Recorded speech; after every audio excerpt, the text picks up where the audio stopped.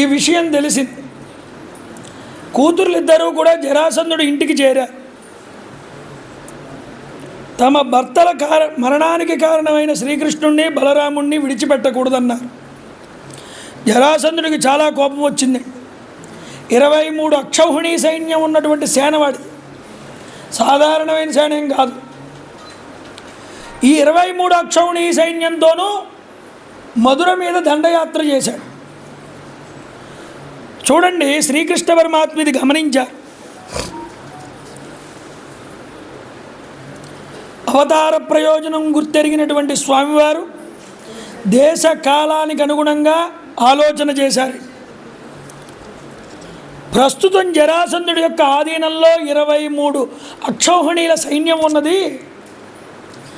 వాడి యొక్క కనుసైగల్లో ఉన్నటువంటి ఈ రాజులందరూ కూడా దుష్టులు, నీచులు. వీళ్ళ వల్ల భూమికి చాలా భారం కింద ఉన్నది. ఈ 23 అక్షౌహిణీలే కాకుండా ఇంకా ఉన్నారు చాలామంది వాడి దగ్గర. అది కాకుండా చాలామంది రాజుల్ని తీసుకువెళ్ళి బంధించాడు. గిరివ్రజం అని మొత్తం దానిని రాజుల తలలన్నీ నరికి ఆ గిరివ్రజాన్ని దగ్గర వేలాడదీద్దామని వాడి సంకల్పం, బలిద్దామని. చూడండి, వీడికి భయపడిపోయి వాడికి ఊడిగం చేయడానికి చాలామంది రాజులు వెళ్ళిపోయారు. ఈ భారమైన రాజులందరినీ కూడా సంహారం చేసి భూభారం తగ్గించాలి. ఇది శ్రీకృష్ణ పరమాత్మ ఆలోచన అండి. ఈ యొక్క మధురా నగరాన్ని అంతటినీ ముట్టడించేట వచ్చి శ్రీకృష్ణ పరమాత్మ బలరాముడు వాడితో యుద్ధం చేయడానికి సంకల్పం చేయగానే ఆకాశం నుంచి 2 రథాలు వచ్చాయి భూమి మీదకి. శ్రీకృష్ణ పరమాత్మ బలరాముడు ఇద్దరు ఆ రథాలను అధిరోహించారు. శైబ్య సుగ్రీవ మేఘపుష్ప వలాహకములు అనేటటువంటి గుర్రాలని పూల్చారు. దాన్ని స్వామివారి గుర్రాల పేర్లండి.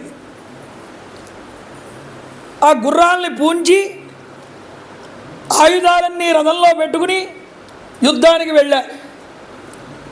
ఆ సైన్యం ఎంత గొప్పగా ఉన్నా తేలికగా తీసిపాడేశారట శ్రీకృష్ణుడును బలరాముడు కూడా. వాళ్ళ శక్తి సామర్థ్యాలు అలాంటివి. 23 అక్షౌహిణీల సైన్యాన్ని ఒమ్ము చేసుకుంటూ జరాసంధుడి దాకా వెళ్ళిపోయారు బలరాములు. ఆ 2 చేతులు పట్టుకుని వెనక్కి లాగి ఆ జరాసంధుడిని శిక్షించబోతుంటే, చంపేయబోతుంటే శ్రీకృష్ణ పరమాత్మ ఆప్ చేశారు. ఒరే, వీడిని అప్పుడే చంపేయకు, వీడి వల్ల ఇంకా చాలామంది చావాల్సిన వాళ్ళు ఉన్నారు.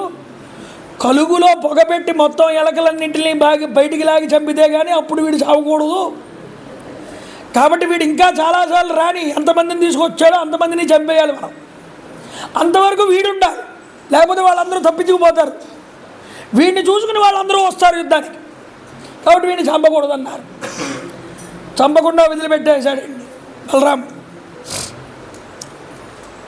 చిన్న బాలురి చేతిలో ఓడిపోయాను. వాడు మాట అన్నాడు, నువ్వు చాలా చిన్నపిల్లాడివి, నీతో నేను యుద్ధం చేయను కృష్ణ, మీ అన్నయ్యని రమ్మని బలరాముడితో యుద్ధం చేస్తానన్నాడు. అందుకని బలరాముడు కొట్టాడు. చిన్నపిల్లల చేతిలో ఓడిపోయానని, ఇంతకన్నా దారుణమైన అపజయం మరొకటి లేదని కైలాస హిమవత్పర్వత ప్రాంతం దగ్గరికి వెళ్ళి తపస్సు చేసేసుకుందాం, ఇంక ఈ యుద్ధాలు మనకు వద్దు అనుకున్నాడు జరాసంధుడు. ఇలా వెళ్ళిపోతూ తపస్సుకు వెళ్ళిపోతున్న వాడిని మధ్యలో దారిలో ఆఫ్ చేశాట శిశుపాలు. బుద్ధుందా లేదా నీకు, నిన్ను నమ్ముకుని మేము అందరం ఉన్నాం, నువ్వు అలా వెళ్ళిపోతే మా పరిస్థితి ఏమిటన్నాడు. కాబట్టి సరే ఉండాలి, నువ్వు తప్పదు మాకు, నువ్వు ముందరుంటేనే మాకు పెద్దన్న కింద మేము ఏదైనా చేయగలం అన్నాడు. సరే ఉంటానన్నాడు. మళ్ళీ 2వసారి వచ్చాడండి శ్రీకృష్ణుడి మీద. 3, 4, 17 సార్లు వచ్చాడు. అలాగే 17 సార్లు కూడా యుద్ధం చేస్తున్నారు. సైన్యాన్ని తగ్గించుకుంటూ పోతున్నారు కృష్ణ పరమాత్మ, ఆ యొక్క బలరాముల వారు. ఓసారి యుద్ధంలో ఏం జరిగింది అంటే, డింబకులు అని దున్నారు వీడి దగ్గర సైన్యాధ్యక్షుడు. డింబకులు అని పేరు వీళ్ళకి. మహాభారతంలో వస్తుంది కదా, ఇక్కడ లేదు. కానీ వాళ్ళు గొప్పగా యుద్ధం చేస్తారండి. వాళ్ళని చూసుకుని వీడు ధైర్యంగా ఉంటాడు ఎప్పుడు కూడా. జరాసంధుడు గద విసిరాటండి, గిరగిరా తిప్పి బలరాముడు. ఈ గద ఒకడికి తగిలి వాడు చచ్చాడు. ఎవడో డింబకుడనే వేరే పేరు కలిగిన వాడు చచ్చాడు. వీళ్ళిద్దరికీ ఒక రూల్ ఉంది. డింబకులు ఇద్దరు కూడా వీళ్ళు. ఒకడు చచ్చిపోతే ఇంకొకడు ఉన్నాడు, చచ్చిపోతానని వాడి సంకల్పం. వెంటనే ఏం చేశాడు, డింబకుడు చచ్చిపోయాడు రా అని ప్రచారం చేయించారు శ్రీకృష్ణ పరమాత్మ ఈ డింబుడు ఉన్నటువంటి ప్రదేశంలో. వాడు అనుకున్నాడు నిజంగా నాకు సోదరుడే చచ్చిపోయాడు, ఇంక నేను ఉండకూడదని వాడు ఆత్మహత్య చేసుకున్నట్టు. వాడు చచ్చిపోతే వీడు చచ్చిపోయాడని అప్పుడు నిజంగా వాడి డింబకుడికి చెప్పారు. ఇప్పుడు వాడు చచ్చాట. ఇక వీడికి సైన్యాధ్యక్షులు, అసలైన సైన్యాధ్యక్షులు లేరు. ఇప్పుడు 18వసారి యుద్ధానికి వస్తాడుగా, అప్పుడు చూసుకుందాంలే అని అప్పటికే వాడు వెనక్కిపోయారు, ఓడిపోయారు వీళ్ళ చేతిలో, శ్రీకృష్ణ పరమాత్మ చేతిలో, వీళ్ళ చేతిలో. అయితే ఈ విషయం కాలయవనుడు అనేటటువంటి వాడికి తెలిసిందండి నారదుడి ద్వారా. నువ్వు లోకల్లో నీకన్నా బలవంతులు ఎవరూ లేరనుకుంటున్నావు కదా, బాగా చేతులు దురద పట్టేసి ఉన్నాయి యుద్ధం చేయడానికి అంటున్నావు కదా, జరాసంధుడిని 17 సార్లు ఓడించారు వాళ్ళిద్దరూ, నీకేమైనా దొమ్మలుంటే వాళ్ళతో యుద్ధం చేయన్నాడు కాలయవనుడు. నారదుడు ముందుగానే పెడతాడుగా పిటిషను. ఎప్పుడైతే ఈ పిటిషన్ పెట్టాడో వాడికి వెంటనే యుద్ధం చేయాలనిపించింది కాలయవనుడు. సైన్యాన్ని తీసుకుని వచ్చాడండి, ఈ యొక్క మధురా నగరం దగ్గర బయట ఉన్నాడు. ఈలోపు ఏమైంది, 18వసారి అక్షౌణి సైన్యాన్ని తీసుకుని వస్తున్నాను, 23 అక్షౌణి సైన్యాలను కని జరాసంధుడు కబురు పెట్టాడు. కాలయవనుడు వచ్చినప్పుడే వీడు యుద్ధానికి వస్తే మనం ఇబ్బంది పడిపోతాం, మనం ఒకరితో యుద్ధం చేస్తే ఈలోపు ఇంకొకడు మన నగరవాసులందరినీ బంధించి తీసుకుపోతాడు. జరాసంధుడు అలా తీసుకుపోయి గిరివ్రజంలో కనుక తీసుకుపోతే ఇంక వాళ్ళని మనం కాపాడలేం. కాబట్టి ఏం చేయాలని ఆలోచించారట శ్రీకృష్ణ పరమాత్మ. సంకల్పం చేశారు, సముద్రం మధ్యలో ఒక నగరాన్ని నిర్మించాలనుకున్నారట. ఎలా నిర్మించాలి, విశ్వకర్మని తలుచుకున్నారు. ఒక్కసారి ప్రభాస తీర్థం దగ్గర సముద్రం మధ్యలో ఒక గొప్పదైనటువంటి భూమిని సిద్ధం చేశారు. దాంట్లో విశ్వకర్మ చేత ద్వారక అనేటటువంటి పేరుతో గొప్ప నగరం నిర్మితమైందండి. రాత్రికి రాత్రే యోగమాయా ప్రభావం చేత శ్రీకృష్ణ పరమాత్మ ఈ మధురలో ఉన్నటువంటి జనాలందరినీ ద్వారకకి తరలించాట. ఏమంటే అలా ఎలా కుదురుతుందండి అని. ఎక్కడి వాళ్ళు అక్కడ రాత్రి ఇంట్లో ఎవరింట్లో వాళ్ళు నిద్రపోతున్నారు మధురా నగర ప్రజలందరూ కూడా. పొద్దున్నే లేచేటప్పటికల్లా అందరూ ద్వారకలో ఉన్నారు. ఎలా కుదిరిందయ్యా, యోగమాయా శక్తి చేత కుదిరింది. ఆవిడ తలుచుకుంటే లేనిదేముందండి చెప్పండి. అజ్ఞానంలో కొట్టుమిట్టాడుతున్న మన యొక్క దుఃఖాలని కూడా తీయగలదే ఆవిడ, మనకి జ్ఞానాన్ని ఇవ్వగలదే. దుర్గే స్మృత హరసి భీతిమశేష జంతో స్వస్థై స్మృత మతిమతీవ శుభాం దధాసి దారిద్ర్య దుఃఖ భయహారిణిక ఆత్మధన్యాం సర్వోపకారకరణాయ సదార్ధ్రచిత్తాం. గొప్పగా మన దుఃఖాల్ని పోగొట్టి శ్రేయస్సు కలిగించగలిగినటువంటి శక్తి ఆవిడ. వీళ్ళ దుఃఖాల్ని పోగొట్టడానికి మధుర నుంచి ద్వారకకి తీసుకుపోయింది. ఆశ్చర్యపోయారు, ఎలా ఉందిట ఈ నగరం అన్న. శిల్ప కౌశలంతో నిర్మించాడు, వాస్తుశాస్త్రం ప్రకారంగా నిర్మించాడు. ఉద్యానవనాలు, చిత్ర విచిత్రమైనటువంటి విహారశాలలు, బంగారపు శిఖరాలు ఆకాశాన్ని తాకుతున్నాయా అన్నట్లుగా ఉన్నాయట. స్ఫటికాలతో నిర్మించిన కోట బురుజులు, గోపురాలు దర్శనీయంగా కనిపిస్తున్నాయి. కోష్టములు, ధాన్యాగారాలు, అశ్వశాలలు, సామాగ్రిలు భద్రపరిచే గదులు, వెండితో ఇత్తడితో నిర్మించినటువంటి బంగారపు కలశములతో అలంకృతమైనటువంటి గోపురాలు, రత్నములు పొదిగినటువంటి బంగారపు శిఖరాలచే భవనాలచే ఈ యొక్క ద్వారకా నగరం ఒప్పుతున్నదన్నారు. 4 వర్ణాల వారికి అనువైనటువంటి భవనాలు నిర్మించారట. వేరువేరు మహాసౌధాలు.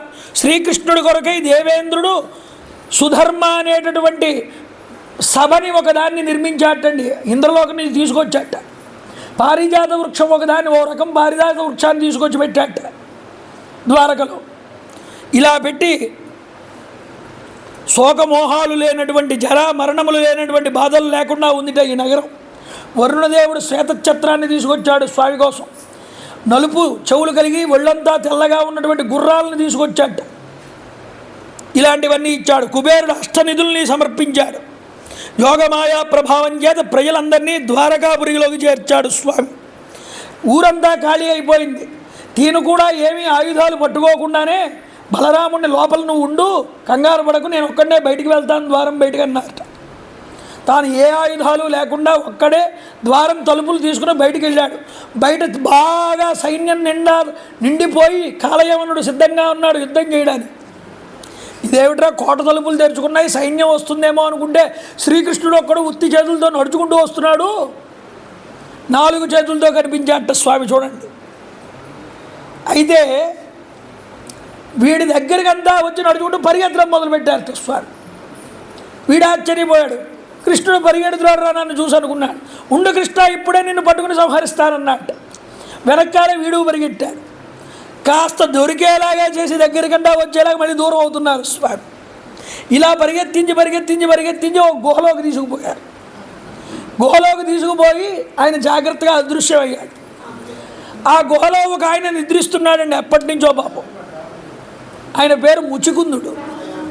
ఆ ముచుకుందుడు నిద్రిస్తుంటే నన్ను ఇంత దూరం పరిగెట్టించి హాయిగా నిద్రపోతున్నావా, ఉండు నీ పని చెప్తానన్నట్ట ఈ కాలయవనుడు. వెంటనే వెళ్ళి తన కాలుతో ఒక తన్ను తన్నాడు. ఆ నిద్రిస్తున్న ఆయన ఒక్కసారి కింద పడ్డాడు. ఎవర్రా నన్ను నిద్ర లేపిందని ఆ దుప్పటి పైకి తీసి ఒకసారి పైకి కిందకి చూసి ఎదుర్కొంటూ ఉన్నా వీడిని చూసేట. వాడు బూడిదయ్యాడు, వెంటనే భస్మమయ్యాడు. చూడండి, వెంటనే శ్రీకృష్ణ పరమాత్మ వచ్చారు అక్కడికి. ఈ ముచుకుందుడికి కనిపించారు. కనిపించగానే ఎవరయ్యా మహానుభావ నువ్వు, ఎవరు నువ్వు? కో భవా నిహ సంప్రాప్తో విపినే గిరిగహ్వరే పద్యాం పద్మఫలాసాభ్యాం విచరస్సురు కంటకే. ఎవరు నువ్వు? సూర్యుడివా, చంద్రుడివా, మహేంద్రుడివా, వరుణుడివా? ఎవరు స్వామి? సాక్షాత్తు శ్రీమన్నారాయణుడివా నువ్వు?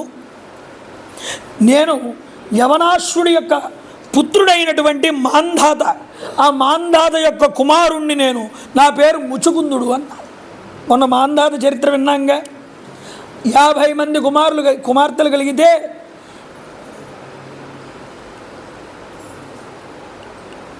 వాళ్ళని ఇచ్చి వివాహం చేశాడు. అయితే ఈ కుమారుడు పుట్టాడు, ఇతని పేరే ముచుకుందుడు అన్నాడు.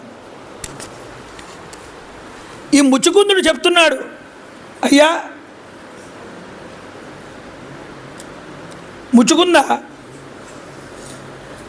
స్వామివారు అనుగ్రహించారు. ఎవరు మీరు అన్నావుగా, నేను నా పేరు చెప్పడానికి వీల్లేదు, ఎన్నో పేర్లు ఉన్నాయి నాకు, ఎన్నో అవతారాలు ఎత్తాను. ఈ అవతారాలన్నింటిలో కూడా నాకు ఇన్ని ఉన్నాయని లెక్కెట్టడానికి నాకే సాధ్యం కాదన్నారు. ఎవడైనా ఈ భూమి యొక్క కణాలని లెక్క పెడదామని కూర్చుంటే వాడు ఎప్పటికైనా లెక్క పెట్టచ్చేమో కానీ నా అవతారాలు మాత్రం లెక్క పెట్టలేరు ఎవరు అన్నారు. వాసుదేవుడు అంటున్నారు ప్రస్తుతం నన్ను. రాజర్షి నీ ఎడ ప్రసన్నుండయ్యా, ఏం కావాలో కోరుకోను అంటే ఆయన అన్నాడు, స్వామి మహానుభావ, నీ మాయలో పడి వ్యర్థమైనటువంటి విషయాల్లో చిక్కుకుని నేను నీ నుండి విముఖుణ్ణి కాలేనన్నాడు. ముచుకుందుడు చూడండి, యుగం బట్టి ఉంటుందండి ఒక్కొక్కటి. ఆ యుగంలో ఉన్న వాళ్ళకి ఆ భక్తి ఉండేది, తర్వాత యుగంలో ఆ భక్తి తగ్గింది, ఇప్పుడు అసలు లేకుండా పోయింది. చూడండి అంటున్నాడు, మానవ జన్మ ఉన్నదే. ముచుకుందుడి మాటలు చాలా గొప్పవాడిని, అందుకనే వినాలి. ఇది మానవ జన్మ ఉన్నదే భగవద్ ఆరాధన చేయడానికి ఇది పరమ సాధనం అన్నాడు. ఇది ఉన్నదే భగవంతుడిని ఆరాధించడానికి. నరజన్మ దైవానుగ్రహం చేత ప్రాప్తమవుతుంది. అది లభించినప్పుడు మనుషుడు దీన్ని నీ పాదార విందాల సేవకి అర్పణం చేయాలి. అజ్ఞాని అయి గడ్డి పరకలకి ఆశపడినటువంటి పశువులాగా బాహ్య వస్తువుల మీద ఆనందాన్ని చూపించకూడదు, ఆసక్తి. ఈ గృహం అనే అంధకారంలో కూరుకుపోకూడదు. స్వామి నన్ను పరీక్షించద్దు, నాకు నువ్వు ఏ వరము ఇవ్వక్కర్లేదన్నాడు. నీ పాదాబ్జముల మీద నిరంతర భక్తి నాకు కలిగించేలా చెయ్యన్నాడు. నిన్ను పరీక్షించడానికే అడిగాను రా ఇదంతా. నువ్వు నా భక్తుడివని నాకు తెలుసు. నా భక్తులైన వారెవరూ కూడా బాహ్య సుఖాలను ఇష్టపడరు. స్వామి తీర్పిచ్చారు. వీడు నిజంగా నా భక్తుడు అంటే బయట సుఖాలు కోరుకోడు. వాడు నన్నే కోరుకుంటాడు. నిన్ను అనుగ్రహిస్తున్నానన్నారు. నీ తర్వాత జన్మలో నువ్వు బ్రాహ్మణుడి కింద పుట్టి తర్వాత నన్ను పొందుతావు నువ్వు అని అనుగ్రహించారు స్వామి. వెళ్ళు, బదరికాశ్రమానికి వెళ్ళిపో అన్నారు. ఈ గుహలో నుంచి బయటకు వస్తున్నాడు. బయటకు వచ్చి గుహ బయట చూశాడు. ఇలాగ ఒక్కసారి చాలా రోజులైందిగా గుహలో ఉండి. ఎవరితను అన్నారు. ఎవరండి అంటే, పూర్వం ఈ ముచుకుందుడు దేవతల సమక్షంలో దేవతల పక్షం వైపు యుద్ధం చేయడానికి రాక్షసులతో వెళ్ళాట. ఇంద్రలోకానికి వెళ్ళాడు. చాలా కాలం యుద్ధం చేశాట. అలసిపోయాడు, బాగా డసిపోయాడు. దేవతలు బాగా ఉపయోగపడ్డావు. ఇప్పుడు కార్తికేయుడు వచ్చేసాడు మాకు, సుబ్రహ్మణ్యేశ్వర స్వామి, ఆయన మాకు సేనాపతి అయిపోయాడు. కాబట్టి ఇంక నీ పని ఇంక అక్కర్లేదు. మీ సేవలు మాకు మేము ఆనందించాం. మీ సేవలకి మీకు రిటైర్మెంట్ ఇస్తున్నాం. ప్రావిడెంట్ ఫండ్ ఏమిమ్మంటారని అడిగారు. అయ్యా నేను బాగా నిద్రపోవాలి, మీరు ఇచ్చే ప్రావిడెంట్ ఫండ్ అదే నాకు అన్నాడు. నేను బాగా అలసిపోయి ఉన్నాను, నాకు నిద్రపోయే భాగ్యాన్ని కలిగించండి అన్నారు. నన్ను ఎవరు డిస్టర్బ్ చేయకూడదు, పడుకున్నప్పుడు నేను అంతలా పడుకోవాలన్నాడు. నన్ను మా ఊరికి పంపించండి అన్నాడు, మా రాజ్యాన్ని. ఒరే ఏమనుకోకు, చాలా గొప్పగా రాజ్యం చేసేవాడివి నువ్వు రాజ్యాన్ని ధర్మయుక్తంగా సుస్థిరం కూడా చేశావు. కానీ నువ్వు నిర్మించిన రాజ్యం కానీ, నీ మిత్రులు కానీ, నీ బంధువులు కానీ, నీ యొక్క తోటివారు కానీ, నీ యొక్క సంబంధికులు కానీ ఇప్పుడు ఎవరూ లేరు భూమి మీద. యుగాలు మారిపోయాయి అన్నారు. ప్రస్తుతం 28వ మహాయుగం నడుస్తోంది, అందులో ద్వాపర యుగం నడుస్తోంది. వెళ్ళిపోయి శుభ్రంగా భూమి మీద పడుకో, నీకు ఒక గుహ చూపిస్తాం, ఆ గుహలో పడుకో, నిన్ను ఎవడో డిస్టర్బ్ చేయడం అన్నారు. ఎవడైనా కనుక నిన్ను డిస్టర్బ్ చేస్తే నువ్వు ఎప్పుడైతే లేచి వాడిని చూసావో వాడు భస్మం అవుతాడు. ఈ వరం తెలుసండి శ్రీకృష్ణ పరమాత్మ, దీన్ని ఉపయోగించుకున్నారు. అయితే ఈ ముచుకుందుడు ఒక్కసారి గుహలో నుంచి బయటికి రాగానే చెట్లన్నీ చిన్న కింద కనిపిస్తున్నాయట, జంతువులేమో ఇంత కనిపిస్తున్నాయట. ఏమిటి అన్నీ కూడా ఇంత చిన్నవిగా అందున్నాయి అనుకున్నట్టు ముచుకుందుడు. ఓహో యుగధర్మం అయి ఉంటుంది, కలియుగం ప్రవేశించబోతుందన్నమాట. అన్నీ సారహీనం అవుతూ ఉంటాయి, ఇంకా మనకి పని లేదనుకున్నట్ట. అక్కడి నుంచి నరనారాయణ ఆశ్రమానికి వెళ్ళాడు. అక్కడ తపస్సు చేసుకోవడం ప్రారంభం చేశాడు. ఇక్కడ చూడండి, 18వసారి వస్తున్నాడండి.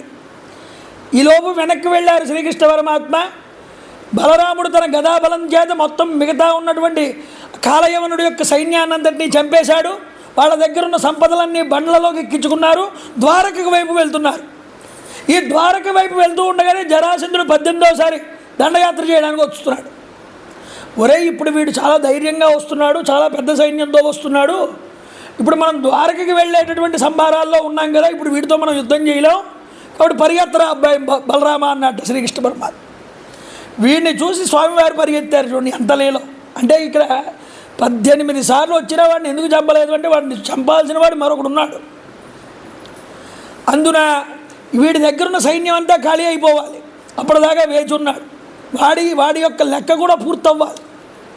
కాబట్టి వీడిని మనం ఇప్పుడు ఏం చేయకూడదు, రా పరిగెట్టన్నారు. పరిగెట్టని ప్రవర్షణగిరి అనే ఒక గిరి ఉన్నది అక్కడ. ఆ ప్రవర్షణగిరి మీదకి పరిగెత్తారు. ఆ ప్రవర్షణగిరి మీదకి పరిగెత్తగానే అక్కడ ఎండుటాకులు ఒకదానికొకటి రాసుకుని పెద్ద అగ్ని పుట్టుకుంది. వీళ్ళు రాళ్ళు తగిలి కింద పడి ఆ అగ్ని పుట్టుకోవడం మొదలుపెట్టింది. వీళ్ళందరూ కూడా కొండని ముట్టడించారు. కొండను ముట్టడించి కొండపైకి వెళ్ళారు. ఈ వీళ్ళని పట్టుకుందామని వీళ్ళిద్దరినీ కూడా జరాసంధుడు పంపించాడు మనుషుల్ని. వాళ్ళందరూ కూడా ఎంత ప్రయత్నించినా వీళ్ళు కనిపించలేదండి. పెద్ద దావాగ్ని అంటుకుందని ఈ అగ్నిలో పడి చచ్చుంటారు వీళ్ళని వాళ్ళు అక్కడి నుంచి వెళ్ళిపోయారు. శ్రీకృష్ణ పరమాత్మ బలరాముడు అక్కడ కనిపించేటటువంటి ఒక లోయలోకి దూకేశారట కనిపించకుండా. ఆ తర్వాత జాగ్రత్తగా అక్కడి నుంచి తప్పించుకుని ద్వారకకి చేరుకున్నారు ఇక అని చెప్పారు. పరీక్షణ్ మహారాజా అయితే చూడు, కొన్ని రోజులు గడిచిన తర్వాత రైవతుడు అనేటటువంటి వాడు ఉన్నాడే, తన కూతురు రేవతిని తీసుకొచ్చి బలరాముడికి వచ్చి వివాహం చేశాడయ్యా. ఈ కథ నువ్వు నవమస్కందంలో విన్నావు కదా, మనం చెప్పుకున్నాంగా మనం. అతడు పాపం టైం ట్రావెలింగ్ చేసి ఆ యొక్క బ్రహ్మగారి దగ్గరికి వెళ్ళాడు. ఎవరైనా ఆయన ఇంతసేపు ఎవరి నుంచోమన్నాడు రా, యుగాలు గడిచిపోయాయి రా అక్కడ, ఇప్పుడు నీ యొక్క వాళ్ళు ఎవరూ లేరు, బలరాముడికి ఇచ్చి పెళ్లి చేయి నీ కూతురు పో అన్నాడు. ఇక్కడ చూడండి, వైదర్భీం భీష్మక సుతాం శ్రియో మాత్రం స్వయంవరే. భీష్మకుడు తన కూతురైనటువంటి రుక్మిణికి స్వయంవరం ఏర్పాటు చేయాలనుకున్నట్ట. చేది దేశపై రాజు అయినటువంటి శిశుపాలుడు, అతని పక్షమున కలిగిన సాల్వాది రాజులందరూ కూడా తాను పరాక్రమంతో జయించి శ్రీకృష్ణ పరమాత్మ వాళ్ళందరినీ జయించి అందరూ చూస్తూ ఉండగా ఈ రుక్మిణిని రాక్షస పద్ధతిలో వివాహం చేసుకున్నాడయ్యా అన్నాడు. అయ్యా, ఆ రుక్మిణీదేవిని స్వామివారు ఏ విధంగా వివాహం చేసుకున్నారో మాకు కాస్త చెప్పండి స్వామి, పరీక్షిత్ అడుగుతున్నాడు. భగవన్ భీష్మక సుతాం రుక్మిణీం రుచిరాననాం రాక్షసేన విధానేన ఉపయేమ ఇది శృతం. ఆ విధానం అంతా చెప్పండి మాకన్నారు. స్వామి, బ్రహ్మన్ విష్ణుగదా పుణ్యా మహద్వీర్లోకమలాప కోను తృప్యేన శృణ్వాన శృతజ్ఞ నిత్యనూతనా. భగవంతుడి యొక్క కథలు వినేవాడు, వినడం తెలిసినవాడు ఎవడు మాత్రం తృప్తి చెందుతాడయ్యా భగవత్ కథల్ని వినకుండా? పూర్తిగా వివరించవయ్యా అన్నాడు. రాజాసీన్ భీష్మకో నామ విదర్భాధిపతిర్మహాను. విదర్భ దేశాధిపతి అయినటువంటి భీష్మకుడికి 4 కొడుకులు. ఎవరు వాళ్ళు? రుక్మి అగ్రజ, రుక్మరథ, రుక్మబాహురనంతర, రుక్మకేశో, రుక్మమాలి. రుక్మిణ్యేష స్వసా సతీ. రుక్మరథుడు, రుక్మబాహువు, రుక్మకేతువు, రుక్మమాలి, రుక్మి, వీళ్ళందరికీ కూడా ఒకే ఒక చెల్లి. ఈవిడ పేరు రుక్మిణి అన్నారు. చూడండి, ఒకరోజు నారదుడు వచ్చి చెప్పాట ఈ స్వామివారి గుణ విశేష వైభవాల గురించి. అప్పటి నుంచి ఆ లావణ్యమూర్తిని, ఆ గుణ విశేష రాశిని మనసులో తలుచుకుంటూ ఆయన్నే వివాహం చేసుకుంటే ఇంకెవరిని చేసుకోకూడదని ఒక నిశ్చయం చేసుకుంది ఈ రుక్మిణీదేవి. అక్కడ శ్రీకృష్ణ పరమాత్మకి కూడా కొంతమంది విషయం చారదీశారు. రుక్మిణీదేవి చాలా గొప్పది, అందగత్తే, మంచి గుణాలు కలిగింది. ఆయనకు కూడా మనసు వచ్చింది, నేను చేసుకుంటే రుక్మిణినే చేసుకోవాలని ఆయన అనుకున్నట్టు. ఏ యదామాం ప్రవర్ధ్యంతే తాం తదైవ భజామ్యాం బంధూనాం ఇచ్యతాం దాతుం కృష్ణాయ భగినీ నృప. ఇలా ఉండగా రుక్మి ఒక్కడు తప్ప మిగతా వాళ్ళందరికీ కూడా ఈ రుక్మిణిని శ్రీకృష్ణుడికి ఇచ్చి వివాహం చేయాలని ఉన్నది. ఈ రుక్మి మాత్రం అడ్డుపడ్డాడండి, చేయడానికి వీల్లేదు కృష్ణుడికి. మరి ఎవరికి ఇచ్చి చేయాలయ్యా? శిశుపాలుడికి ఇచ్చి వివాహం చేస్తానన్నమాట. భీష్మకుడు ఏమీ చేయలేక, చేసేది లేక ఒప్పుకోవాల్సి వచ్చింది. చూడండి, ఏం చేయాలో తెలియలేదు రుక్మిణీదేవికి. మా అన్న శిశుపాలుడికి ఇచ్చి నన్ను వివాహం చేస్తానంటున్నాడు, ఈ విషయం శ్రీకృష్ణ పరమాత్మకి చేరదేసేవాళ్ళు ఎవరు అనుకుంది. ద్వారకాంస సమభ్యేత్య ప్రతిహారై ప్రవేశిత విచింత్యప్తాం ద్విజాం కన్షిత్ కృష్ణయ ప్రహిణోద్దుతాం. ఒక దూతని తెచ్చుకుంది. ఎవరైనా ఒక బ్రాహ్మణోత్తముడు, అగ్నిశ్యోతనుడు అంటాడని పోతన గారు పేరు పెట్టాడు ఈయనకి. అయితే ఈ బ్రాహ్మణుడిని పిలిపించి, అయ్యా మహానుభావా, మీరు వెంటనే ద్వారకకి వెళ్ళండి, స్వామికి నేను విన్నవిస్తున్నట్లుగా ఈ విన్నవాన్ని ఆయనకి వినిపించండి అన్నది. ఆ సమాచారాన్ని, ఆ లేఖని తీసుకున్నారు, నడిచారు. అవునా? హరయే నమః. ఒక్క 2 నిమిషాలు బ్రేక్ అండి. మీరు ఎవరైనా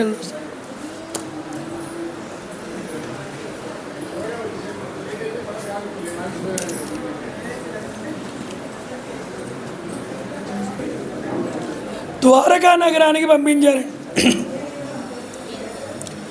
దృష్ట్యా బ్రాహ్మణ్య దేవస్థం, చాలా కష్టపడ్డాడు, ద్వారకకి చేరుకున్నాడు. అంతఃపురంలో ఉన్నటువంటి శ్రీకృష్ణ పరమాత్మని చూశాడు. చూడగానే స్వామివారు ఎదురు వెళ్ళారట. బ్రాహ్మణోత్తముని తీసుకొచ్చారట లోపలికి, అర్ఘ్యపాద్యాదులు ఇచ్చారట, తన సింహాసనం మీద కూర్చోబెట్టారట. కూర్చోబెట్టి వారి పాదాలు నొక్కారటండి స్వామి. చూడండి, బ్రాహ్మణ భక్తి ఎంత బ్రాహ్మణ భక్తో స్వామివారు పాదాలు నొక్కుతూ, స్వామి ఎక్కడి నుంచి వస్తున్నారు, ఏం చెయ్యాలి, ఏం పని అడిగితే, ఏవం సంపృష్ట సంప్రశ్నో బ్రాహ్మణ పరమేష్టిన లీలా గృహీత దేహేన తస్మై సర్వమవర్ణయతు. రుక్మిణీదేవి ఇచ్చినటువంటి సందేశాన్ని అంతా చూపించాడు. అయ్యా సందేశాన్ని వినిపించండి అన్నాడు శ్రీకృష్ణ పరమాత్మ. అయ్యా వినవయ్యా. శ్రుత్వా గుణాన్ భువన సుందర శృణ్వతాం తే నిర్విశ్య కర్ణ వివరౌ హరదోంగ దాపం. 7 శ్లోకాలు చెప్పారండి మొత్తం. రుక్మిణీదేవి లేఖ అంటారు ఇది. ఇది చదివితే పెళ్ళి కాని వాళ్ళకు కూడా పెళ్ళిళ్ళు అవుతాయి. రూపం దృశాం దృశిమతాం అఖిలార్థలాభం తయ్యాచ్యుత విశతి చిత్తం అపద్రవం మే. స్వామి భువన సుందర, నా మనవి ఒక్కసారి ఆలకించవయ్యా. ఎవరి యొక్క గుణాలు 1కి 2 సార్లు విన్నంతనే దేహుల యొక్క తాపత్రయాలన్నీ కూడా తీరిపోతాయో అలాంటి మహానుభావుడి విను. పురుషార్థాలన్నీ కూడా సఫలమవుతాయి నీ యొక్క అనుగ్రహం పొందితే.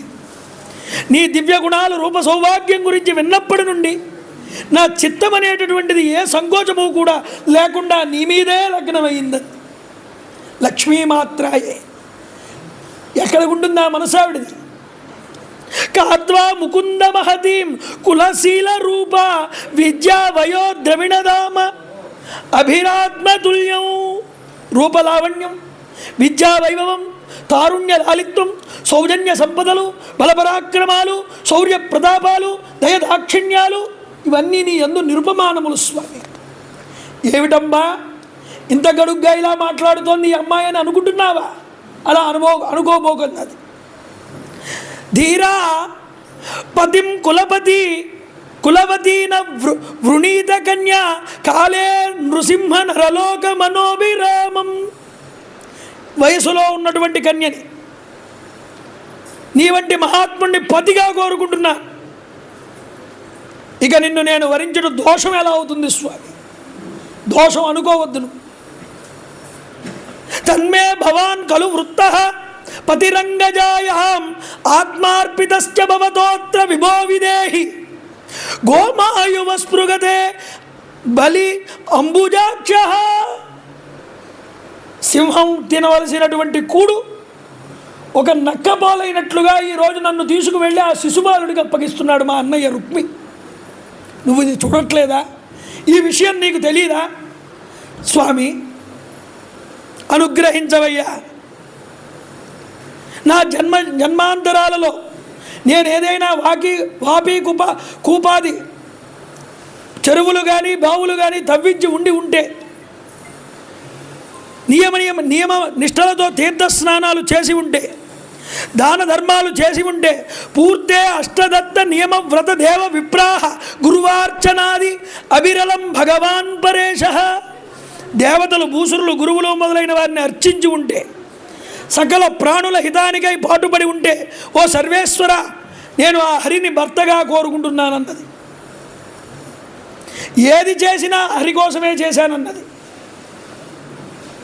శ్రీకృష్ణుడు వచ్చి నన్ను చేపట్టుగాక, ఈ శిశుబాలాదులనే వాళ్ళు నన్ను వచ్చి తాకకుండుగాక.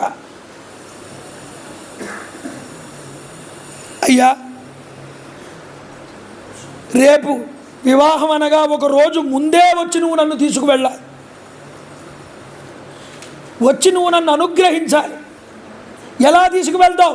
రాక్షస పద్ధతిలో వివాహం చేసుకోను. నేనే చెప్పేస్తున్నాను. అన్నీ చెప్తోంది. ఎలా రావాలి, అడ్రస్సు ఏమీ విధానాలు ఏమీ లేవు కదా, మరి ఎలా వస్తావు అని నువ్వు అడగక్కర్లేదు. నేనే చెప్పేస్తున్నాను దానికి కూడా సమాధానం.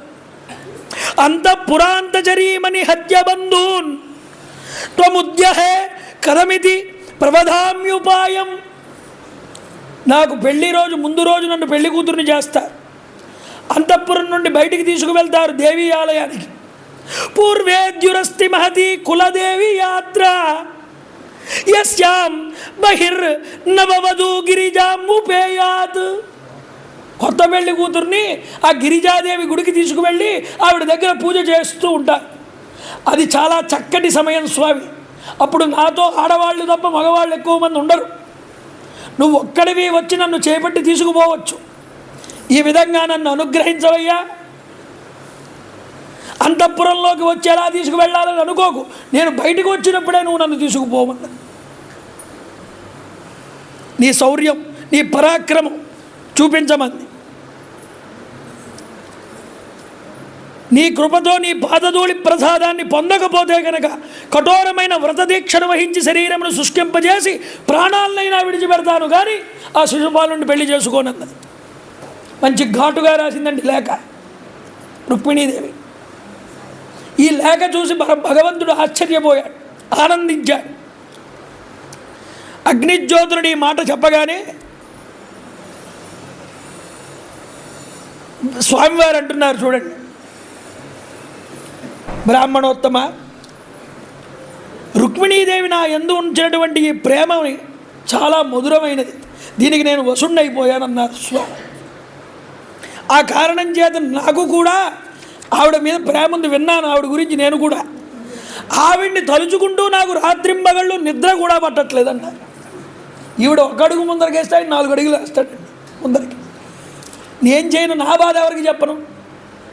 తప్పకుండా నేను వచ్చి స్వీకరిస్తాను ఆవిడ్ని, నువ్వు వెళ్ళి చెప్తీవి కానీ ఇప్పుడే బయలుదేరదా ఉన్నాడు. శైబ్య సుగ్రీవ మేఘపుష్ప వలాహకములు అనేటటువంటి గుర్రాలని పూంచి దారుకుడు అనేటటువంటి సారథి స్వామివారికి వాడు వేసుకొచ్చాడు గుర్రాన్ని, రథాన్ని. స్వామివారి రథాన్ని ఎక్కారు. ఈ అగ్నిజ్యోతుడిని కూడా ఎక్కమన్నారు, ఎక్కాడు. వేగంగా బయలుదేరాడండి. బలరాముడికి తెలిసింది ఈ విషయం. తమ్ముడు ఈ విధంగా వెళ్ళాడు రుక్మిణిని తీసుకురావడానికి. అక్కడ ఉన్నవాళ్ళు దుష్టులు, రుక్మిణి మొదలైన వాళ్ళందరూ కూడా, జరాసంధుడు కూడా వస్తాడు అక్కడికి, శిశుపాలుడు ఉంటాడు. వీళ్ళందరితో చాలా ఇబ్బంది కలుగుతుందని ఈయన కూడా కొంత సైన్యాన్ని వెనకాల పట్టుకుని వెళ్ళాడట బలరాముడు. చేరుకున్నారు. ఎక్కడి నుంచి? ద్వారక నుంచి నాగపూర్ దాకా చేరుకున్నారు, విదర్భ. అయితే అమ్మవారిని పెళ్లి కూతురు చేశారు. ఆవిడ ఇంకా ఈ బ్రాహ్మణుడు పంపిన ఆయన రావట్లేదేమిటి, ఎదురు చూస్తోంది పాపం. ఇలా ఎదురు చూస్తూ ఉండగా మనసులో కాస్త బాధ కలిగింది ఈవిడికి. అసలు వీడు వెళ్ళాడా, ఈ బ్రాహ్మణుడు చెప్పాడా, విన్నాడా స్వామి? ఒకవేళ దాన్ని అంగీకరించలేదా? పరమేశ్వరుడు నా యందు దయ చూపుతాడా? ఆర్యాదేవి నన్ను అనుగ్రహిస్తుందా? గనుడా భూసురుడేగెనో, నడుమ మార్గాశ్రాంతుడై చిక్కెనో, విని కృష్ణుండిది తప్పుగా దలచెనో, విచ్చేసెనో, ఈశ్వరుండు అనుకూలింపదలంచునో తలపడో, ఆర్యా మహాదేవియున్ నన్ను రక్షింపనే నెరంగునో ఎరుగనో, నా భాగ్యం ఎట్లున్నదో, నా పరిస్థితి ఏమిటో నాకు అర్థం కావట్లేదు. బాధపడుతోంది ఆవిడ. ఇలా బాధపడుతూ ఉన్న ఆలోచన చేస్తున్న సమయంలో అప్పుడే వచ్చాడండి అగ్నిజ్యోతుడు. ఆవిడికి ఆనందం కలిగిన అమ్మయ్య వచ్చాడు రా బాబు సందేశం తీసుకుని. అమ్మ అంతఃపురంలోకి వచ్చి అమ్మవారిని దర్శించాడండి. అమ్మ, శ్రీకృష్ణ పరమాత్మ వచ్చి ఉన్నారు ఈ యొక్క విదర్భకి, కంగారు పడద్దన్నాడు. తమాగతం సమాజ్ఞాయ వైదర్భీ వృష్టమానస, న పశ్యంతి బ్రాహ్మణాయ ప్రియం అన్యన్ నామయా. ఆనంద చికితురాలైపోయింది ఆవిడ. ఈ మాట చెప్పగానే స్వామివారు వచ్చారు అని తెలియగానే ఆనంద చికితురాలైంది. నిన్ను స్వీకరించడానికి అంగీకరించాడమ్మా అన్నట్ట. ఏమిచ్చి రుణం తీసుకోనయ్యా, ఇంత మంచి సందేశం చెప్పావు, ఆనందపడిపోతున్నాను, నీకు నేను ఇవ్వడానికి ఏమీ లేదన్నది. అదేమిటండి, ఇంత కష్టపడ్డానే, ఎన్నో ఉపనయనాలు పెళ్ళిళ్ళు అన్నీ వదులుకున్నాను ఈవిడ గురించి. పాపం ఈ రాజకుమార్తె భారీగా పారితోషికం ఇస్తుంది అనుకున్నాను. ఈవిడ ఇవ్వలేదు, పోనీ ఆయనైనా ఇస్తాడేమోనని ఆయన దగ్గరికి వెళ్తే తమలపాకు ఒక్క అరటిపండు పెట్టి చేతిలో పెట్టాడు వెళ్ళిపోతున్నప్పుడు. ఏమి దక్కలేదు నాకు ఏమిటి అనుకున్నట్ట ఈ పురోహితుడు. ఏం తీర్చుకోనయ్యా నీ రుణం, ఎలా తీర్చుకొని అంటుంది కానీ ఏదో 1116లో కనీసం 10,000 పెడితే పాంతో ఆనందిస్తారు కదా అనుకుంటున్నాడు ఈయన. చూడండి, ఏమిచ్చి నీకు రుణం తీర్చుకుంటానయ్యా? నా పశ్యంతి బ్రాహ్మణాయ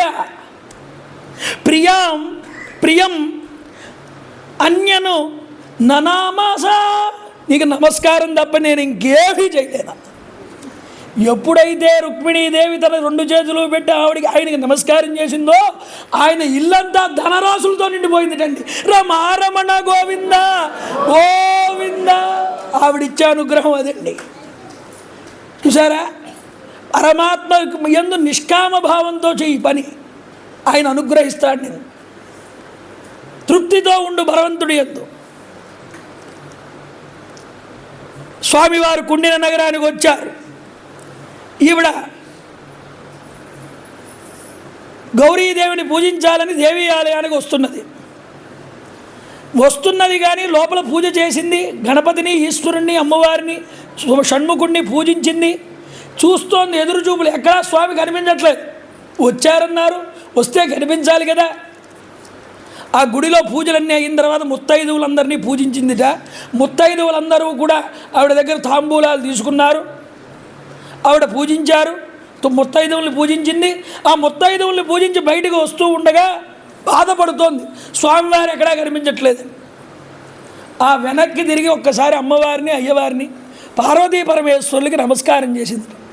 నమ్మితి నామనంబున సనాతనులైన ఉమామహేశులన్ మిమ్ము పురాణ దంపతుల మేలు భజిందు గదమ్మా, మేటి పెద్దమ్మ దయాంబురాశివి గదమ్మ, హరిన్ పదిసేయుమమ్మ, నిన్ను నమ్మిన వారికెన్నటికి ఆపద లేదు గదమ్మ ఈశ్వరి.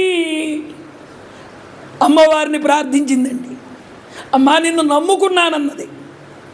అమ్మల గన్నయ్యమ్మ, ముగురమ్మల మూల పుటమ్మ, చాలా పెద్దమ్మ. ఈ అందరికీ పెద్దమ్మ ఆవిడేగా, మంగళగౌరీదేవి. కరుణా దృష్టితో చూసిందిటండి అమ్మవారి. శ్రీకృష్ణ పరమాత్మ కనిపించారు. వెంటనే బయటికి రాగానే ఆనందానికి అవధులు లేవు. చూశారు స్వామి, ఇదే సరి అయిన సమయం ఈవిని తీసుకుపోవడానికి అనుకున్నారు. ఒక్కసారి సింహం తను కావాలి అనుకున్నటువంటి మాంసాన్ని నోటికి చిక్కించుకున్న తర్వాత తోడేళ్ళు, నక్కలు ఎన్ని ఉన్నా సరే వాటన్నింటిని పక్కకి విదిల్చి ముందరకు వచ్చి దూసుకున్నట్లుగా ఒక్కసారి చేతితో పట్టుకున్నారు రథం మీద వచ్చి ఈ యొక్క రుక్మిణీదేవిని. తను ఎక్కించుకున్నారు రథాన్ని.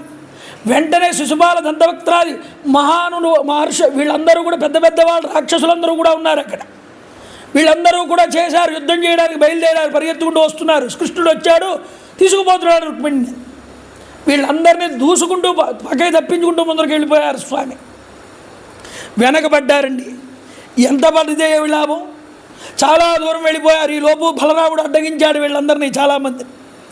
శ్రీకృష్ణ పరమాత్మని రుక్మి వెంటాడుతూ వెళ్ళాడు.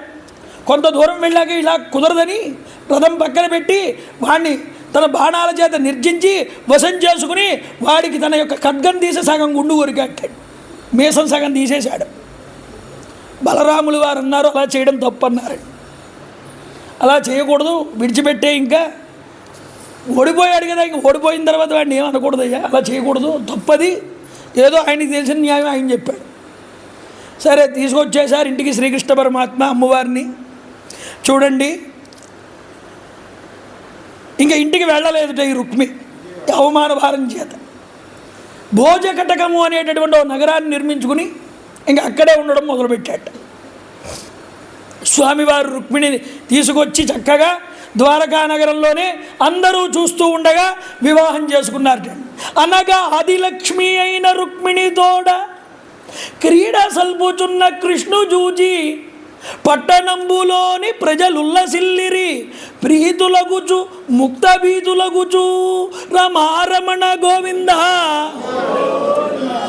ఆ విధంగా రుక్మిణీదేవిని వివాహం ఆడి హాయిగా ఆవిడతో కలిసి విహరిస్తున్నటువంటి స్వామివారు మనకి రక్షణనిచ్చుగాక. ఈ విధంగా రుక్మిణీ కళ్యాణం జరిగిందన్నారు. వీళ్ళిద్దరికీ ప్రద్యుమ్నుడు అనేటటువంటి ఒక పిల్లవాడు పుట్టాడు.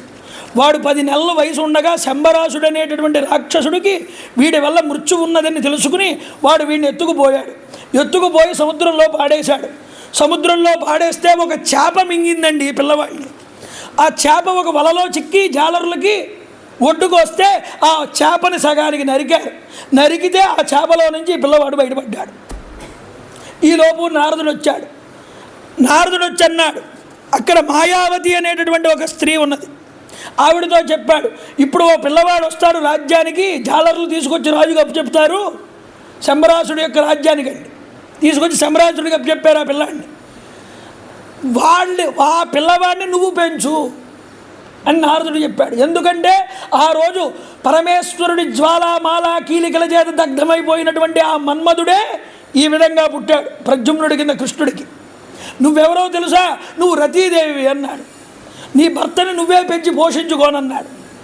ఈ విధంగా చెప్పగానే ఆవిడ ఏం చేసింది అంటే సరే అని ఆ పిల్లవాడిని తెచ్చుకుని శంబరాసుడిని అడిగి నేను పెంచుకుంటానని ఆ వంటింట్లో రోజు కూడా వంటలు చేసే ఆవిడ కింద ఉంది ఈవిడ మాయావతి. ఈ పిల్లవాడిని దగ్గరుండి సాకింది. పెద్దవాడైన తర్వాత వీడి ఎందుకు ఆకర్షితురాలయ్యింది. అమ్మా, నువ్వు నన్ను పెంచి పోషించావు, నువ్వు నాతో ఇలా చేయొచ్చా అన్నాడు. కాదురా నాయన, జరిగింది ఇది. నువ్వు మన్మధుడివి, నేను రతీదేవిని. అర్థమైంది. నీకు మాయలన్నీ ఇస్తున్నాను, నా మాయలు. నువ్వు వెళ్ళి ఈ శంబరాసుడిని సంహారం చేయండి. ఆ ప్రద్యుమ్నుడు వెళ్ళి శంబరాసుడిని సంహారం చేశాడండి. సంహారం చేస్తే వీళ్ళిద్దరూ కలిసి ఆవిడ గగన మార్గం విద్యవచ్చు, నేను గగన మార్గంలో ద్వారకకి చేరుస్తానన్నది. వెంటనే ద్వారకా నగరానికి చేర్చిందండి. చేర్చగానే రుక్మిణీదేవి ఎప్పటి నుంచో పిల్లాడు పోయాడని ఏడుస్తూ ఉంది. 16 ఏళ్ల వయసు, యుక్త వయస్సు వచ్చింది పిల్లవాడికి. ఈ పిల్లవాడిని చూసిన అంతఃపురంలో నుంచి నా పిల్లాడు కనుక బతికుంటే ఇలాగే ఉండేవాడేమో కదా అనుకుంది. అయితే ఈ లోపు నారదుల వారు వచ్చారు, జరిగిన విషయం అంతా చెప్పారు. ఇతడు నీ పిల్లాడేనమ్మా అన్నాడు ప్రద్యుమ్నుడి. ఆనంద చికితురాలే. కృష్ణుడు అప్పటిదాకా తెలుసు, అయినా ఏమి మాట్లాడలేదు. ఆ తర్వాత స్వీకరించారు. ప్రద్యుమ్నుడు ఆ యొక్క రతీదేవి మాయావతి ఇద్దరూ పెళ్లి చేసుకున్నారు. ఆ యొక్క అంతఃపురంలోనే హాయిగా ఉంటున్నారు. ఇలా ఉండగా నిఘ్నుడు యొక్క కుమారులైనటువంటి సత్రాజిత్తు, ప్రసేనజిత్, ఇందులో సత్రాజిత్తు సూర్యుడిని ఉపాసన చేసి ఆ సూర్యానుగ్రహంగా శమంతకమణిని పొందాడు. ఈ శమంతకమణి రోజుకు 8 బారువుల బంగారం పెడుతుంది. జాగ్రత్త నాయన, ఈ మణి జాగ్రత్తగా ఉంచుకొని దగ్గర. ఇది ఉన్న చోట మారి దుర్భిక్ష భయము అనేటటువంటిది ఉండదన్నాడు. కానీ నువ్వు కనుక అపవిత్రుడు అయితే ఈ యొక్క మణే నిన్ను తినేస్తుందన్నాడు. మణి, మంత్రము, ఔషధము వీటితో కొంచెం జాగ్రత్తగా ఉండాలిరా. ఒకడికి పడిన ఇంకొకడికి పడవు. నువ్వు అడిగావు కాబట్టి ఇస్తున్నాను. ఈ మణిని తీసుకొని మెళ్ళలో నుంచి తీసిచ్చాట సూర్యభగవాన్. అది వీడు వేసుకున్నట్టండి ఈ మణిని. వీడు కూడా మరో సూర్యుడా అన్నట్లుగా బాసిల్లాట ఈ సత్రాజిత్. చూడండి, ఈ సత్రాజిత్ మెళ్ళో ఈ హారం వేసుకుని ద్వారకాపురం వీధుల్లో నడుచుకుంటూ వస్తుంటే గోపాలులు అందరూ కూడా పరిగెత్తుకుంటూ శ్రీకృష్ణుడి దగ్గరికి వెళ్ళారట. స్వామి, నువ్వు మహానుభావుడై ఈ ద్వారకా నగరంలో ఉండగా నిన్ను చూడడానికి ఏ మహాపురుషుడు రాడయ్యా? దివిజాదీశ్వరులిచ్చగిందురు గదా దేవేశ నింజూడ యాదవ వంశమున గూఢమూర్తివి జగద్రానుండవై ఉండగా భవదీయాకృతి చూడనేడిదే రుచి ప్రచ్ఛన్న దిగ్భాగుడై రవియో నీరజగర్భుడో ఒకడు శేరన్ వచ్చే మార్గంబునన్. సాక్షాత్తు సూర్యుడే వస్తున్నాడా, లేకపోతే బ్రహ్మగారే నిన్ను కలవడానికి వస్తున్నారా తెలియట్లేదన్నారు గోపాలు. పరిగెత్తుకుంటూ సింహద్వారం దగ్గరికి వచ్చి స్వామివారు చూశారట ఆ వస్తున్నటువంటి పరమపురుషుడు ఎవరు అని. ఒక నవ్వు నవ్వారట స్వామి ఈ గోపాలుడు యొక్క అమాయకత్వాన్ని చూసి. నిశమ్య బాలవచనం ప్రహస్య అంబుజలోచన ప్రాహ. వస్తున్నవాడు ఎవరో కాదయ్యా, సత్రాజిత్తు సూర్యుడిని అనుగ్రహించి సూర్యానుగ్రహాన్ని పొంది ఆ మణిని పొందాడు. శమంతకమణి అనేటటువంటి మణి అది వేసుకొస్తున్నాడు మెళ్ళో, అంతకు మించి ఏం లేదు. ఇలా సత్రాజిత్తు దగ్గరికి వెళ్ళారట స్వామి ఒకరోజు. వెళ్ళి, అయ్యా మనందరికీ ప్రభువు ఉగ్రసేనుడు కదా, ఈ మణి రోజుకి 8 బారువుల బంగారం పెడుతుంది అంటున్నావు కదా, ఈ 8 బారువుల బంగారాన్ని నువ్వే తీసుకో, మాకు అక్కర్లా. కానీ ఇది నీ ఇంట్లో ఉంటే నీ ఇల్లు వరకు బాగుంటుంది, సౌఖ్యాలు సుఖాలు అన్నీ. అదే ప్రభువు దగ్గర ఉంటే మొత్తం రాజ్యం అంతా బాగుంటుందిగా. అందుకోసం నువ్వు ఈ మణిని ఉగ్రసేనుడికి అప్పగించన్నాడు. రత్నహారి తుబార్దివ అంటారు కదా, ఏదైనా విలువైన వస్తువు ఉంటే అది గవర్నమెంట్ హ్యాండ్ ఓవర్ చేసుకుంటుంది. కానీ చాలా జాగ్రత్తగా అడిగారు స్వామి, వీడితో మనకి గొడవ ఎందుకని. వాడన్నాడు, నీకు చిన్నప్పటి నుంచి దొంగతనాలు చేయడం బాగా అలవాటు, ఇప్పుడు నీకన్నా దీని మీద పడింది ఏమిటన్నట్ట. చూడండి, పరమాత్మని ఎలా దూషిస్తే ఎలాంటి ప్రయోజనాలు కూడా తీరకుండా ఎలా అయిపోతాయో అవి మనకు చూపిస్తారు ఇక్కడ. చూశాడు, సరే వీడు నా యందు దోషదృష్టితో ఉన్నాడు, ఇప్పుడు వీడిని కలగకూడదు, మనం ఇబ్బంది పెట్టకూడదని స్వామివారు వద్దులేరా అయితే ఉంచుకో నువ్వే. స్వామి వెళ్ళిపోయారు. వీడిది ఏమిటంటే భయం, కృష్ణుడు ఎప్పుడైనా నా దగ్గర ఉండే దోచేస్తాడు ఈ మణిని. లోపల మనసు కల్మషమైందండి. ఈ మణిని తీసుకువెళ్ళి తమ్ముడైన సత్రాజిత్తుకి ఇచ్చాడు, ఈ యొక్క ప్రసేనజిత్తుకి ఇచ్చాడు. ప్రసేనజిత్ ఏం చేశాడు, దాన్ని మెళ్ళో వేసుకుని ఒక రోజు వేటకి వెళ్ళాడు. ఒక సింహం చూసింది వాడిని, ఏదో మెరుస్తోంది, మాంసం ముద్దలా ఉందనుకుంది. అది చూడగానే పరిగెత్తుకుని వీడిని సంహారం చేసింది, ఆ మణిని నోట గరుచుకుంది, పరిగెత్తింది. ఆ సింహాన్ని జాంబవంతుడు చంపాడు. ఈయనవుడన్నారు, జృంభమాణస్య బ్రహ్మణ జాంబవాన్ సమజాయత, రామాయణం కాలం నాటివాడు. ఆ జాంబవంతుడే వీడు. ఈ మణి పట్టుకుని గృహలోకి వెళ్ళి తన కొడుకు ఆడుకుంటున్న ఉయ్యాల పైన కట్టాట, ఆట వస్తువు కింద. లోపలున్నాడు గుహలో. ప్రసేనుడు వెళ్ళిన వాడింటికి రాలేదు. ఇంకా అనుమానం వచ్చింది, నా తమ్ముడింటికి రాలేదంటే శ్రీకృష్ణుడు ఏదో చేయించుంటాడు ఈ మణి కోసం అనుకున్నాడు. అనుకుని నింద వేశాడు స్వామి మీద. ఏమి నింద వేశాడన్నారు, మణి కంఠంబున దాల్చి నేడు అడవిలో మావాడు వర్తింపగా మణికై పట్టి వధించినాడు, హరికిన్ మర్యాద లేదంచు దూషణము చేయగా వాని మాట కంసధ్వని ఆలించి ఏ వ్రణము నాయడలేదు, నింద కలిగెను వారించుటే రీతియో. నా వాడు మెళ్ళో వేసుకుని వెళ్తే ఈ మాలని అపహరించాడు ఈ యొక్క కృష్ణుడు అన్నాడు.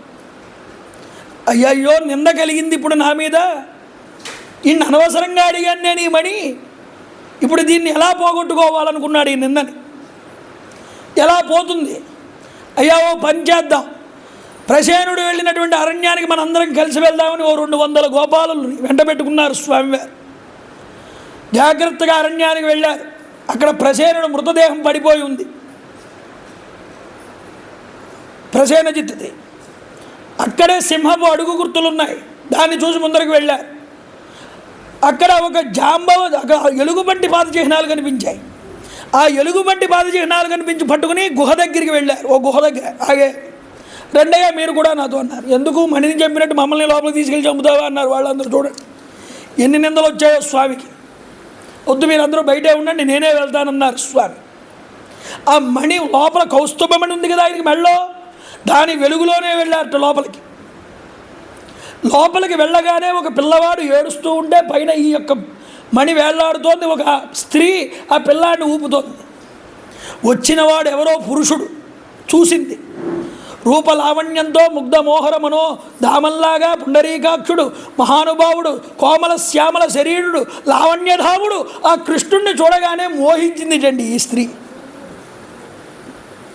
సింహప్రసేనమవది సింహాజాంబవతాహత సుకుమారక మారోధి తవ హేష శమంతకం. మనం వినాయక చవితి చెప్పినప్పుడు చెప్పుకుంటాంగా ఈ కదా. కాబట్టి సింహం చంపింది ప్రసేనుణ్ణి, ఆ సింహాన్ని జాంబవంతుడు చంపాడు. నాయన కుమార ఏడవకు, ఈ మణి నీదే అంటోందిట. ఈ మాటలన్నీ విని జాంబవంతుడు లోపల నుంచి బయటకు వచ్చాడు. జాంబవంతుడు ఈ పురుషుణ్ణి చూశాడు. ఇద్దరికీ కూడా యుద్ధం జరిగింది. పిడిగుద్దులు గుద్దుకుంటున్నారు. 1, 2, 21 రోజుల పాటు జరిగిందిటండి యుద్ధం. స్పష్టాహంకృతులుల్లసిల్ల హరియున్ బల్లూక లోకేశుడున్ ముష్టాముష్టి అహర్నిశంబుజయ సమ్మోహంబునన్బోరుచో ముష్టింబాసి ముకుంద ముష్టిహతులన్ పూర్ణాశ్రమోపేతుడై పిష్టాంగోరు శరీరుడై అతడుదా భీతాత్ముడై ఇట్లనెన్. స్వామివారు కొడుతున్నారు, చంపకుండా విడిచిపెడుతున్నారు. ఒళ్ళంతా హూనమైపోయింది. 20 రోజులు రాత్రి పగళ్ళు తెరుపు లేకుండా కొట్టుతూ ఉంటే ఆ స్వామి నన్ను చంపట్లేదు, విడిచిపెడుతున్నాడు. అత్తతో మాటలు, ఈయన మామూలు వాడు కాడు. అయ్యా స్వామి, నువ్వెవరో కాదయ్యా, నిన్ను గుర్తించాను. జానే త్వాం సర్వభూతానాం ప్రాణః ఓజః సహోబలం విష్ణుం పురాణ పురుషం ప్రభ విష్ణుమధీశ్వరం. అయ్యా, నువ్వు పురాణ పురుషుడివి, పుండరీకాక్షుడివి, సకల జీవుల హృదయాల్లో భాషించేటటువంటి పరమాత్మ స్వరూపానివి, త్రిమూర్తులకి కూడా మూల పురుషుడివయ్యా. కాలం యొక్క విభాగాలను శాసించేటటువంటి కాలస్వరూపుడివి నువ్వు, అంతరాత్మవి కూడా నువ్వే. నాకు బోధపడింది స్వామి నీ యొక్క రూపాన్ని ఇప్పుడు చూడగానే అన్నాడు. యస్యేష దుష్కలిత రోషగదాక్షమోక్షై వర్త్మాదిశక్షుభిత నక్రతి మింగళోద్భిః సేతుకృతః స్వయస ఉజ్వలితాచలంక రక్షాసిరాంసి భూవిపేతు రిషుక్షతాని. ఆ రోజు ఆ యొక్క సముద్రం మీద సేతువును నిర్మించి వానరులందరినీ కూడా లంకకు తీసుకువెళ్ళి ఆ రాక్షసులందరినీ కూడా నీ యొక్క బాణ పరంపర చేత రంగారు బంగారు కాంతులు కలిగినటువంటి నీ బాణముల కోదండ బాణాల యొక్క వీక్షణ చేత ఆ రాక్షసుల తలలన్నింటినీ కూడా కొబ్బరి బొండాలలాగా నేలదాల్చావే. అలాంటి నా స్వామి రామచంద్ర ప్రభువు నువ్వేనయ్యా. రావణాసురుణ్ణి నిర్జించినటువంటి నా స్వామివి నువ్వే. బాణాగ్నినెవ్వడు పరపి పయోరాసి నింకించి బంధించి ఎపుమాపే పరగనెవ్వడు ప్రతాప ప్రభారాసిచే దానవ గర్వాంధ తమసమడచే గంజాతముల ద్రెంచు కరిబంగినవ్వడు దశకంటకంటు బృందములు దృంచే ఆ చంద్ర సూర్యమై అమరు లంకారాజ్యమునకు ఎవ్వడు విభీషణుని నిల్పే నన్ను నేలిన లోకాదినాథుడెవ్వడు అదడవు నీవు కాదే మహాత్మా నేడు మారుపడి ఎగుసేసిది మరువ వలయు. నా రామచంద్ర ప్రభువుగా నిన్ను గుర్తించలేకపోయాను స్వామి, నన్ను మన్నించు స్వామి, నా అపరాధాన్ని మన్నించి అనుగ్రహించు స్వామి నన్నన్నారు. వెంటనే ఈ మణిరత్నంతో పాటుగా తన కూతురైనటువంటి జాంబవతిని కూడా ఇచ్చి వివాహం చేశాట శ్రీకృష్ణ పరమాత్మకి. అభిమృషాం అరవిందాక్ష పాణినా శంకరేణతం కృపయా పరయా భక్తం ప్రేమ గంభీరయాగిరా మణిహేతోరిహ ప్రాప్త వయం వృక్షపతే బిలం మిథ్యాభిశాపం ప్రమృజు జన్న ఆత్మనః మణినోమున. ఆ మణిని ఆ స్త్రీని ఇద్దరినీ కూడా తీసుకున్నాడు శ్రీకృష్ణ పరమాత్మ. ద్వారకా నగరానికి చేరాడు. పెద్ద సమావేశం ఏర్పాటు చేశాడు. అయ్యా ఇదిగో ఇది జరిగిన విషయం, జాంబవంతుడు దీన్ని తీసుకుంటే అతన్ని ఓడించి నేను దీన్ని తీసుకొచ్చాను, ఈ నీ యొక్క మణి నాకు అవసరం లేదు, అందరి సమక్షంలో నీకు ఇచ్చేస్తున్నాను తీసుకున్నాడు. బాధపడిపోయాడండి సత్రాజిత్. బాధపడిపోయి నమస్కారం చేశాట. పాపాత్ముల పాపములను పాపంగా నోపునట్టి పద్మాక్షునిపై పాపము కలదని నొడవిన పాపాత్ముని పాపమునకు భారము కలదే. అందరి పాపాలు పోగొట్టేవాడు ఈయన. ఇలాంటి ఈయన్ని చూసి నేను ఇతడు పాపం చేశాడని చెప్తే నాకు ఇంకా దీనికి నిష్కృతి ఉంటుందా అన్నాడు.